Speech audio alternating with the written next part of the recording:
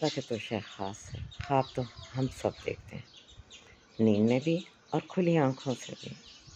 اور دونوں خوابوں کی تعبیر بھی کہیں نہ کہیں ہم کھوج رہے ہوتے ہیں۔ جہاں تک نیند کے خواب ہیں ان پر تو مسلمان علماء نے بہت کام کیا، علامہ ابن سیرین نے، ابن خلدون نے، اور ایون ہماری الہامی کتب میں بھی ان کا تفصیل سے ذکر ہے، اور اللہ کے رسول نے تو یہ بھی فرمایا کہ اپنے خوابوں کی تعبیر کے لیے ہمیشہ ایسے لوگوں کے پاس جاؤ جو منہ سے اچھا کلمہ کہنے کے عادی ہوں، کیونکہ خواب جب ہم بولتے ہیں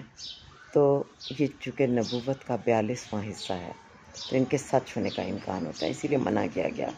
کہ ہر خاص و عام کو اپنے خواب مت سنائیں۔ اور جہاں تک کھلی آنکھوں سے دیکھے جانے والے خواب ہیں تو ان کو تو پورا کرنے کے لیے بے حد محنت کرنی پڑتی ہے، اور آپ کو